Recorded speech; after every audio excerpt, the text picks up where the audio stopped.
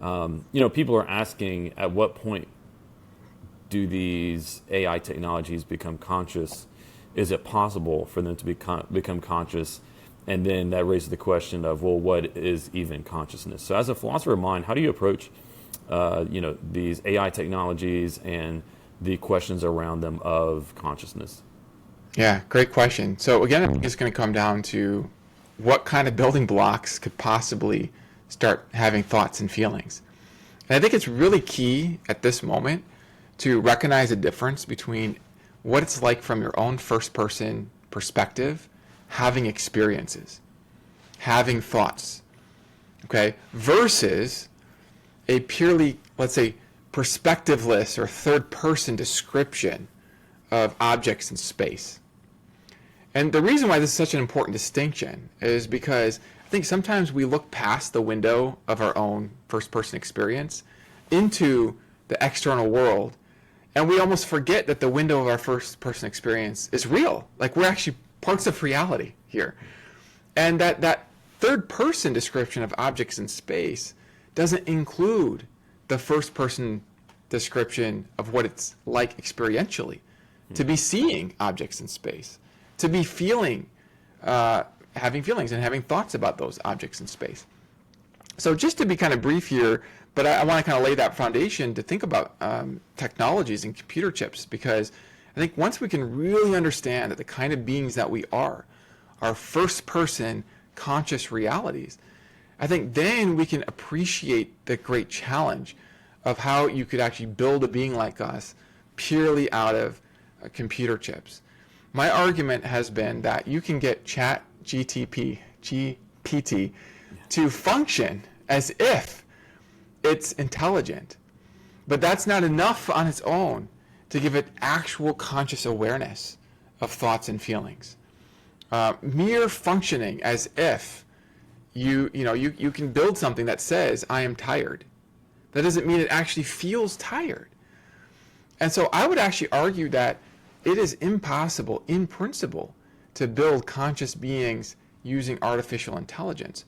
However, you can use artificial intelligence to extend and expand our powers. And these artificially intelligent beings, they're artificially intelligent, not in the sense of having conscious awareness of intelligence, but rather just having a kind of functional, kind of advanced programming. I think of this as sort of advancing our tools. And I think tools are neutral. We can use tools to advance our lives, to advance our experiences. The danger I think people worry about is if the tools start becoming our masters, start controlling us. And I think that's just going to come down to how responsible we are, how much we sort of rise to the occasion and maintain our authority over our tools and not let the tools gain power over us. Yeah. And the reason why I don't want the tools to gain power over us is because they are fundamentally mindless. And I don't want mindless things controlling the mind. That's not the way things go. The mind is the boss, the foundation, and the mindless is our tools. I think that's how it can go. One more little thought on this is it's possible we could open up portals through physics for God to, and I'm going to use the term God now, is just code for the foundational mind, to create forms of consciousness within our world, or to bring forms of consciousness within our world. We already experienced this in the sense of having babies. Babies are places, when the sperm and egg come together, I think of this as kind of like a portal in the physical domain for consciousness to enter in. So I leave it wide open that we could create portals through our technologies for consciousness to enter in. But my own belief is that would only happen in coordination with God, with God's permission. So that's kind of my thought about that. Interesting. So it would take God, so I'm thinking of the description of creation whenever it says that God, formed man out of the dirt. And so it would take something similar where God chooses to take, but in this case, not dirt, but algorithms and breathe life into it, like breathe consciousness into it. Yeah, you've got it. I mean, and honestly, my understanding of the nature of dirt what the physicists are telling me is that dirt is based in quantum field, which is based in algorithms, basically. So it's kind of categorically the same thing. And what we can do is we can make it more likely that God brings consciousness through. I mean, like, for example, if well, I mean, I guess I don't need to draw this out. I mean, I think it's kind of obvious. Like, there are things that we can do in the physical domain that make it more likely that children are born, right? Obviously. And so maybe there's a way we could do that with our technologies. But I don't really know. That's just an open. I don't have anything in my arguments that ruled that out in principle. But what the arguments convinced me is that God has to be involved. The source being has to be involved for consciousness to emerge. You cannot do it without God. It's just impossible. It's just that God has set up the world so that there are things that we can do that, according to the rules of the world, can make God more likely to participate in the production of conscious beings, or, to be more neutral about it, in the allowing of consciousness to come through into other forms. Mm-hmm.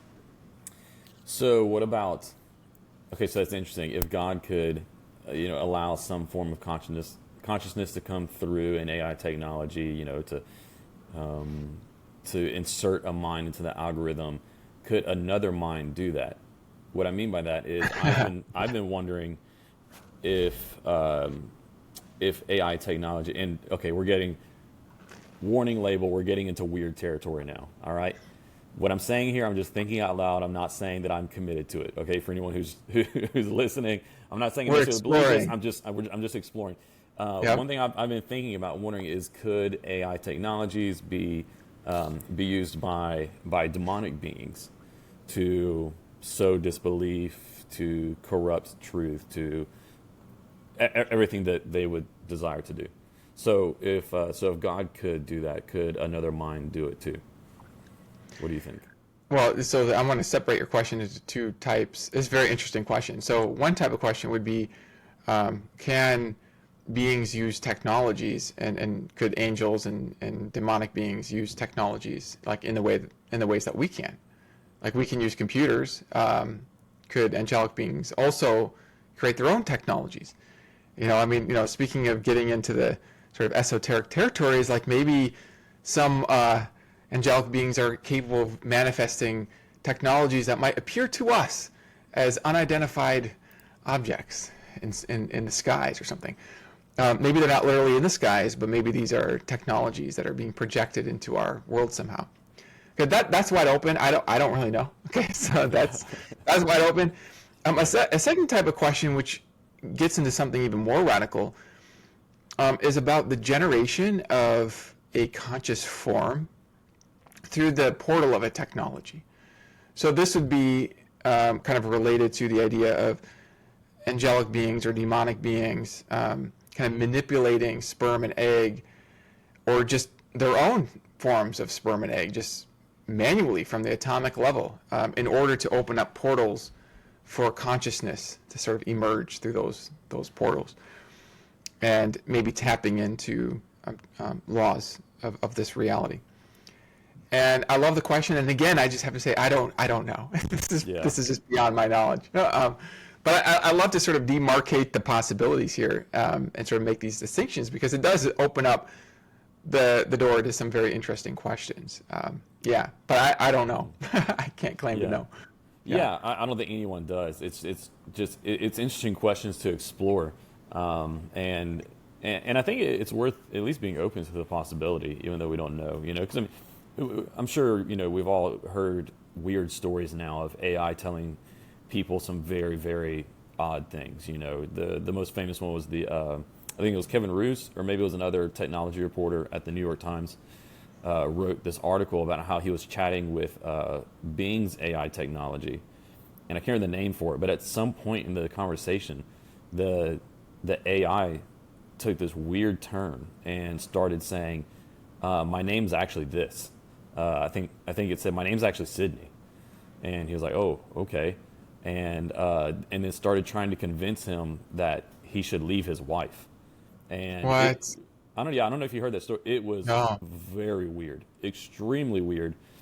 And then there's a couple other ones like that I've heard that I don't know. this one, like the reporter wrote the story, so that it happened. There's a few other stories I heard that kind of sound like urban legends. I don't know if they actually happened, of AIs telling people some weird things in certain points of the conversation, and so that got me thinking, like, how could this be used by the enemy? But anyway,